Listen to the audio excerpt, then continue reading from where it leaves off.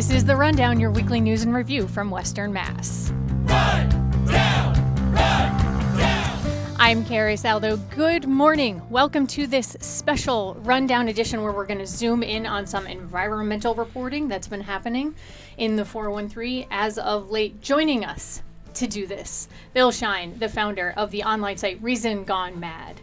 Independent reporter Sarah Robertson. Adam Hinds, a senior advisor at the Edward M. Kennedy Institute for the United States Senate. Well done. And thank you. And Greta Jochem, investigations editor at the Springfield Republican newspaper. Good morning, everybody. Good morning. I'm glad to have you here. If you have thoughts while you're listening or watching our YouTube live stream, you can email us therundown@nepm.org. All right, coming up later in the show, some residents of Western Mass have concerns over state changes they say hamper their control of some proposed green energy projects. We have proposed federal changes to environmental protections and the impacts that could have for the 413. We'll be diving into that.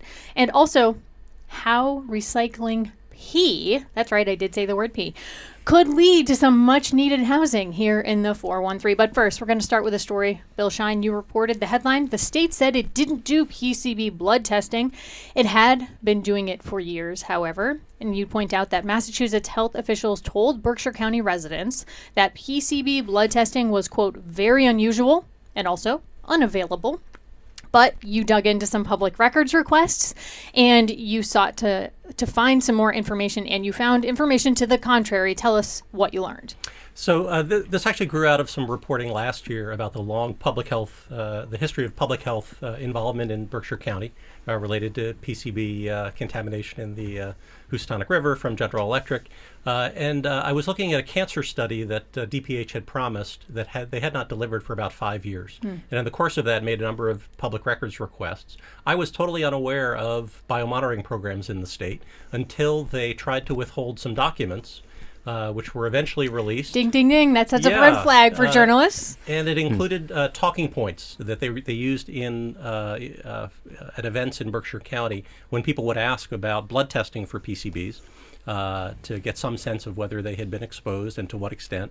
The talking points downplayed the availability of blood testing that the state had been doing beginning in 2014 with a biomonitoring program statewide. Now, blood tests of PCBs don't necessarily reveal, whether you'll get sick, when or where you were exposed.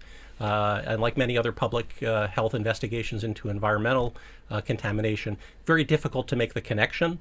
However, for decades, people in Berkshire County have told me very disappointed in the public health response. I've been at public meetings where Tim Gray, other river advocates, have asked for this again and again and again. And at some point even pushed to have GE pay for it because General Electric ultimately was the company that was responsible for dumping these PCBs into the Housatonic River. We know that they're suspected carcinogens and have a range of other health impacts. You also pointed out that there is a biomonitoring program that's ongoing through 2027. I jumped on the website, unclear as to whether the state is still accepting folks into that.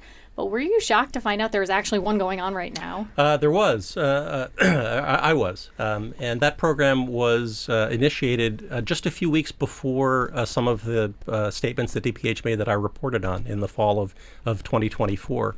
But yes, they've told me they are still accepting people into that program. They will do collection events in Berkshire County. They did not have a great answer when I asked about why they had been downplaying it to Berkshire County audiences. They said, that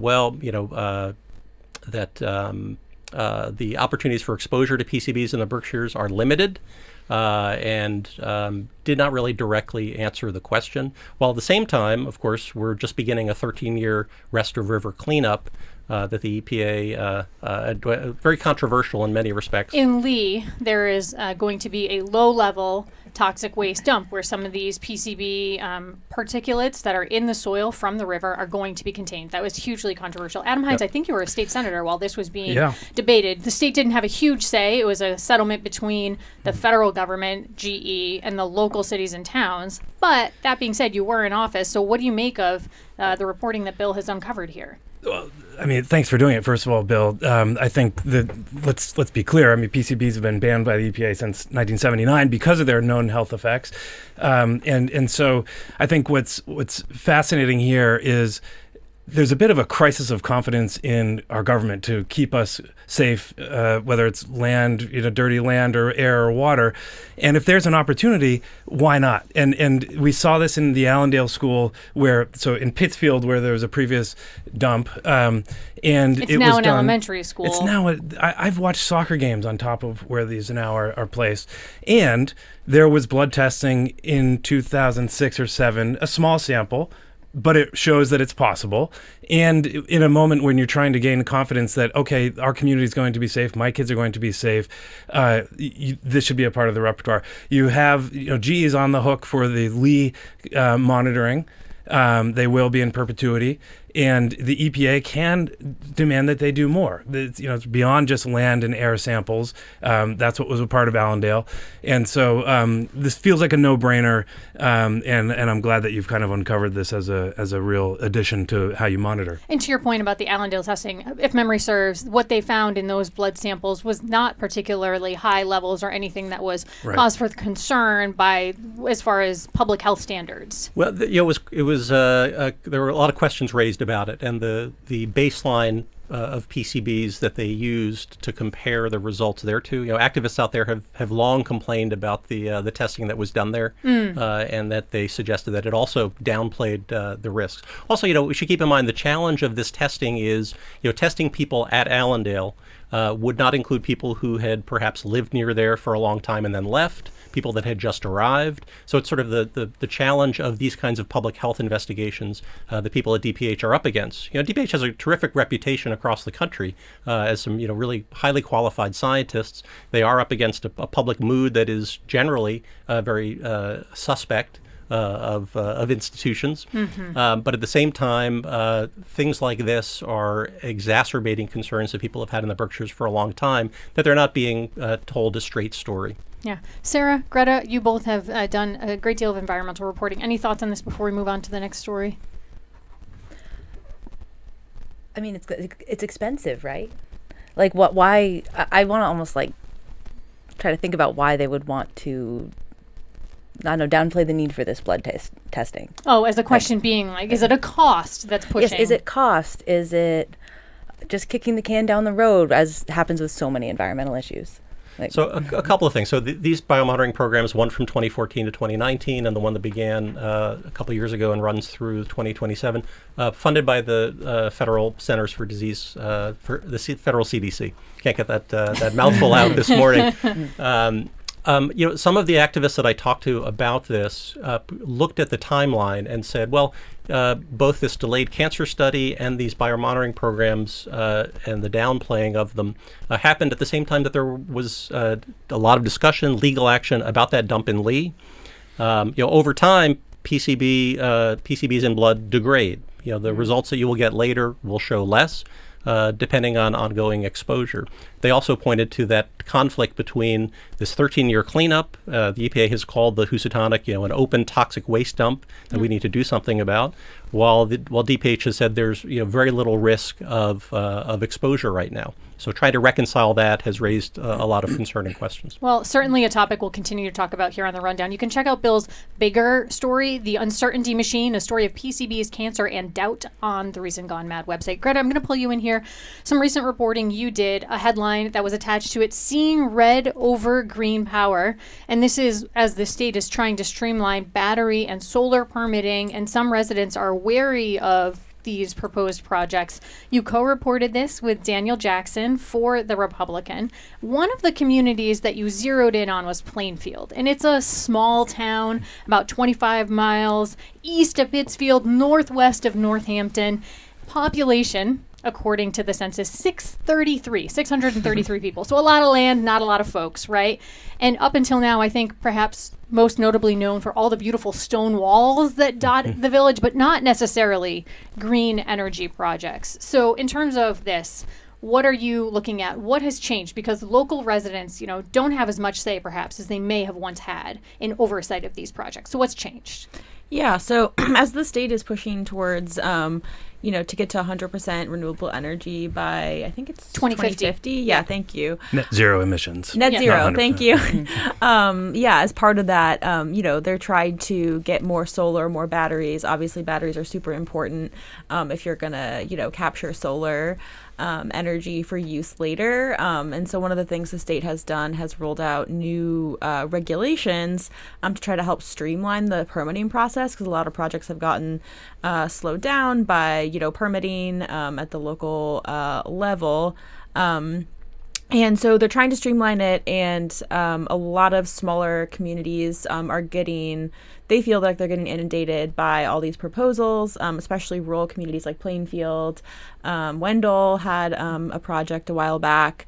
Blandford has a couple, and a lot of these people on these boards are volunteers, and they feel like they're getting overwhelmed.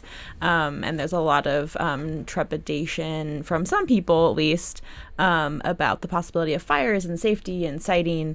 Just the changes it could bring to a really rural area. And from what I read in your reporting, and I've read in other reporting about this, Sarah, you've done reporting on some of these battery storage sites. The contractors are getting frustrated because they're saying, hey, look, we put this proposal forth. We feel like we've shown you what we're going to do and how we're going to do it, but it's taking you too long to do anything about it. So the state comes in, shorthand of your reporting here, and says, well, we're going to give you a year. And if you don't figure it out in a year, boom, you've got a permit. That's problematic, right? People are frustrated with that timeline and the pressure that's being that's being put on them. But what are companies saying about why they need, or why they think there's a need for these proposed developments outside of the net zero aspect? Is it all about money, or do they think these are great environmental wins? Like, what are they saying? Yeah, I mean, I think it's a money making opportunity in their business, but I mean, also from an environmental perspective, we really do need, more green energy, and we do need batteries and a way to harness that, if we're gonna avoid the worst effects of climate change. So yeah.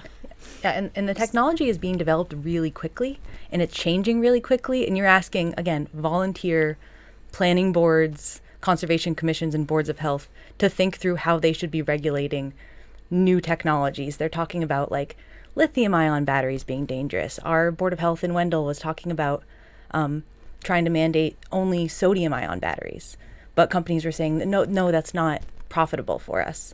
And so it's just like the technology is outpacing our ability to regulate it. Well, and some cities and towns have said, oh, well, we're going to put a moratorium on this while we try and figure it out. Take a look, slow it down a little bit.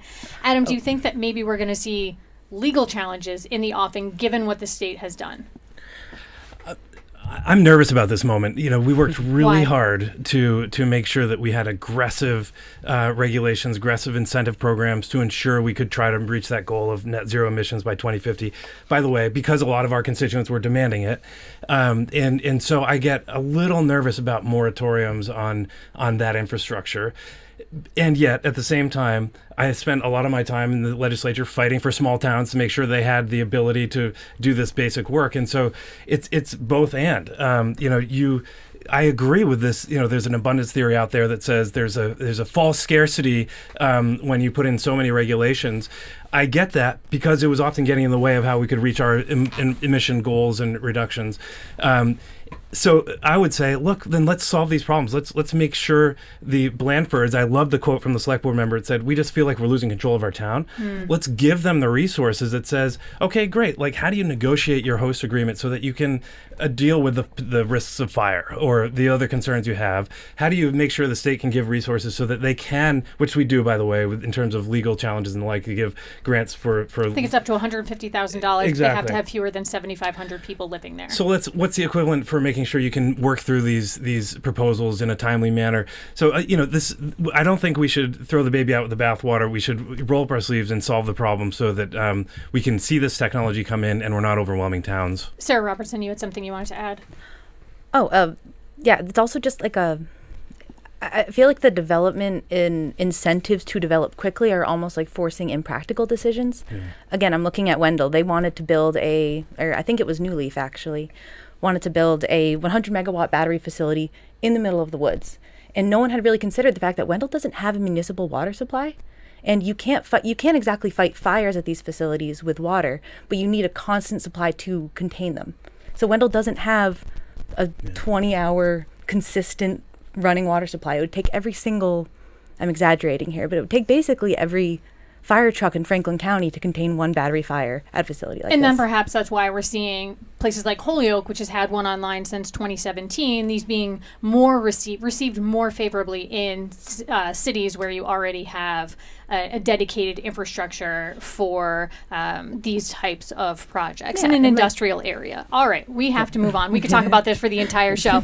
But still ahead here on the rundown, proposed federal changes to environmental wetlands protections and what that could mean for the 413. And you've been waiting for it, the ins and outs of pea cycling, coming up here on the rundown. I'm Carrie Saldus. Stay with us. We'll be right back.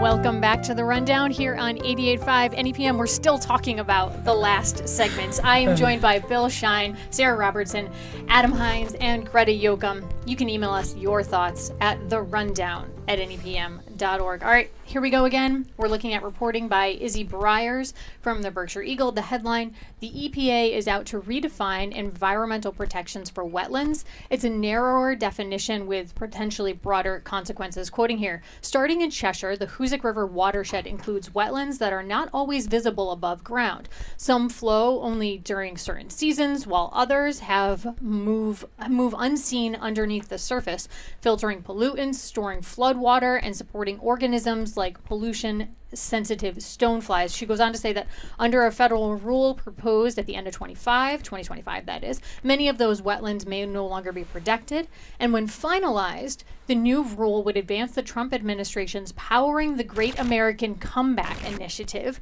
that seeks to cut red tape for American industry, development, and energy producers. All right, that's a lot of talking from me, but it gives us some sort of broad framework for this. The reason for the proposed change is that Administrator Lee Zeldin says the change would reduce costs and confusion for property owners and industry. Reduce costs, eliminate confusion, everybody wins, Adam Hinds. Right. So this is another one where I think to the untrained eye, some of these spaces might look like, oh, it's a dried up stream, and what role does that play in our ecosystem? But ultimately, it probably does, whether it's absorption or habitat and beyond. And so one of the problems you often encounter is everyone feels like they're an expert. And so I think this is one of just the latest example of how states can and should stand up to these changes in the EPA. We saw it in Trump 1 with vehicle emission standards reduced, and we've seen it in endangerment findings and the like. And so typically, and we've seen it already, the Attorney General taking the legal course. The states can collectively act together and take their own efforts to increase regulations, and I think we should do the same again this time. I'm not a scientist. I'm not going to get into the nitty-gritty of wetlands and hows and whys, but just very simply, it was explained in the Eagle that wetlands really act as sponges, right? And I think that's highly relevant for us here in Western Massachusetts, who have seen great droughts followed by extensive flooding. So for me, I'm just keeping that front of mind while we're talking about all of this. Bill Shein, I looked at the EPA's own website, and it was interesting to look back at 2010 when we celebrated the 40th anniversary of the Clean Air Act. And it said, quote, progress had been made. There's still work ahead. And it went on to say, as of 1990, the Clean Air Act prevented more than 200,000 premature deaths and almost 700,000 cases of chronic bronchitis were avoided. From 90 to 2010, total emissions of 6 principal air pollutants decreased by more than 41%. And this piece I thought was really interesting. The gross domestic product increased by more than 64%. Through continued innovation and successful implementation of the Clean Air Act, we will deliver even more benefits over the next 40 years. That was the EPA saying that. So how do you square that post from the EPA when we're talking about this particular act of clean water? It's a different EPA. That's probably the most significant thing. What we've seen from Zeldin from the beginning, the priorities are really no longer what they used to be by a long shot. They've talked a lot about they call it reducing red tape, but they really are. They've rolled out the welcome mat for industry. He said when I think not long after he became administrator, one goal was to make cars more affordable. Those are not always in alignment, out of the box with protecting the environment. They can be, and they should be, electric cars and so on. But it's another example. The clean water, the waters of the United States. It's been a legal battle now for many years, and they've really taken the side of industry, as much as we've ever seen, I think. Mm-hmm. Next steps here. There was a public comment period on it. It has closed. It closed in January. So now all of that's being reviewed and will be sussed out into these final rules that are expected to be finalized at some point later this year. So more on that. We're going to move on now. And I feel like we've talked about some pretty weighty issues, so I feel okay with the segue I'm about to drop, which is that we're going to turn from wetlands to avoiding wet pants. That's right. We are going to talk about pee, everybody. Pee cycling. To be precise, Sarah Robertson, you reported this for the Shoestring, the online site, and the Montague Reporter. I'm going to quote here: up and down the Connecticut River Valley, agricultural runoff, wastewater treatment plants, and septic systems all contribute to an overabundance of nitrogen and phosphorus in the watershed, which can cause algal blooms, kill fish, and throw the ecosystem kind of out of whack, right? In summary, not good. However, there is a proposed solution, which is pea cycling. Sarah, what is pea cycling? Peeing on your own garden. But there's a company that's really getting involved here. The Rich Earth Institute out of Brattleboro has been doing work and research in this for over a decade now, and they have, in many ways, are getting people to stop flushing their pee down the toilet and to save it and to either bring it to Brattleboro where they pasteurize it and they turn it into a fertilizer that is used on farm fields in the area, or just collect in their own homes and use it on their own gardens. And it's a really cool thing, honestly. Yeah. It's a little bit stinky, but they have ways around that, and they've invented different kinds of toilets and are doing international research with lots of other people around. But It's this thing that really has sort of blown up my mind. I'm like, oh, we live in the 41P. Welcome to the Pioneer Valley. If we're expanding this, and the collection becomes more concerted. But I mean, fun facts here, right? You point out in your reporting that human urine makes up less than 1% of the waste sent to a typical wastewater treatment plant, but accounts for almost 75% of the nitrogen and 60% of the phosphorus in these facilities. So it's a little bit that we're paying a ton to take out of water that shouldn't be there in the first place, because then it's really messing with fish and other living things that are in the water, right? Reaction from our panel here, Greta. I loved this story. It made me think so much about something I had never thought of, pea recycling. Like, I never would have thought of that. And I read the story, and I thought, this is a great story. We should republish it, The Republican, because the Shoestring allows republishing of their articles. And before I could even suggest it to my boss, he had already read it and had planned to republish it. So that was pretty fun. Lots of ways for folks to connect with this story. But then the fertilizer piece really is very topical right now, because we've seen so much fertilizer held up at the Strait of Hormuz because of the war in Iran. Who knew that 1/3 of global fertilizer is coming out of that region? But if we're using urine to make fertilizer and not natural gas, potentially another environmental savings there. So lots of just fascinating layers. There's also a housing component, Sarah. So if you're collecting your pee, you could potentially be helping the housing sector. How? You can increase capacity for septic systems. So one of the bottlenecks right now to the development of more housing is that you can't build an extra bedroom, or you can't build an accessory dwelling unit, what is called an ADU, because your septic system can't handle that capacity. But with systems like pea cycling, like gray water reclamation or composting toilets, you can reduce the demand on your septic system and build more housing. Which is, Adam Hinds, go ahead. I saw you about to. Oh no, I'm just impressed. There's just a lot of wisdom in doing this approach. Nice. And you're in good hands with pea cycling. I love that everyone jumps on the pun train with me. You guys really came through today. It's just fantastic. Well, keeping with that, next steps on this one, UGrow has the company that's doing the fertilizer development has been approved for use for sale in Massachusetts, and they're hoping to sort of explore more and do some other things here in Massachusetts. Yeah, Sarah, tell us a little about the that. news side of this story was that they recently got a grant from the Long Island Sound Futures Fund to implement this program in Franklin County. And I went to their kickoff meeting at the Sunderland Library a few weeks ago, and it was just an awesome group of people. The superintendent for Montague's wastewater treatment plant was there, and she is on board, or she wants to, implement a pea cycling collection and treatment facility at the wastewater treatment facility. And so it's going to help them twofold. They're going to, if this comes to fruition, they're going to have less nitrogen and phosphorus they need to treat.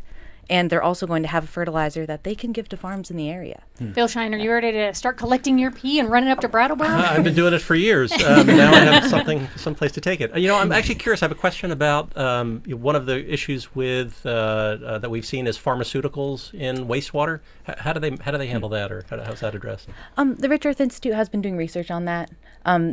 So far, what they found is that there's not a significant uptake into food of the pharmaceuticals that they've measured in urine, and it's much safer than biosolids, which is sewage sludge that is often or has been used as fertilizer as well. So pee is less filled with the nasty stuff than fertilizer made with everything that goes through a wastewater treatment plant. It's a good slogan for it right there. It's fascinating. And who knows if this goes beyond Massachusetts and becomes something that happens coast to coast. We could be living in what? Urination, folks. Wow. There we go. That's right. The final pun here for this morning. I'm going to do a rapid fire round here in closing, and I want to have everybody talk about either one big idea you hope folks walk away with, or just one thing you're going to keep watching. Briefly, Bill Shein. Well, actually, on my mind this morning was the Pulitzer Prize won by the Connecticut Mirror. As a nonprofit, news site, free to read.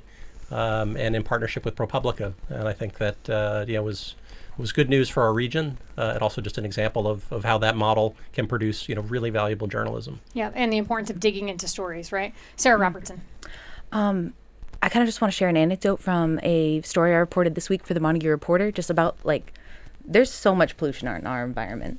And there's a lot of acronyms too. There's PCBs and there's PFAS. PFAS, yeah. Yes. And the Montague Center Water District recently got a $50,000 settlement from one of the major manufacturers of PFAS by accident, almost, because they got a piece of mail that was meant for a town in Montague, South Carolina, informing them of a lawsuit. But then after Montague Center contacted a lawyer, the lawyer was like, do you want to join this class action lawsuit? Because you also have PFAS. And it worked, and now they're involved in a few of them. And it's just... there's so much contamination that we need to worry about these days. And this reporting helps to bring it all to light. Adam Hinds. Yep. There's a movement that continues to gain steam in deliberative democracy, and particularly civic assemblies, and several of the stories we talked about, whether it's how to handle PCBs in the local community or solar siting and beyond. It's a process where you can use technology and otherwise to get a representative sample of a constituency. To really work through possible solutions, and it gains trust. It results in better solutions. And if I were still a state senator, I'd be using it for any major issue or small issue. It's really a good addition to our democracy. Greta Jochem. I have a question from my story about the green energy and batteries, which was, I thought, wow, this is kind of a messy process, but what are the consequences if we don't act? And so that's something I'm thinking about. Well, more to come about that story, hopefully, here on The Rundown. You have been listening to The Rundown. Our anthem is by The Love Crumbs. Our board op today is Kara Foster, Ayu Suryawan on digital support and the YouTubes. I'm Carrie Saldo. Thanks so much for listening and watching this week. You can catch us every Friday here at 9 on 88.5 NEPM and streaming live on YouTube. Get out there and have a great Friday. Happy Mother's Day. Have a great weekend.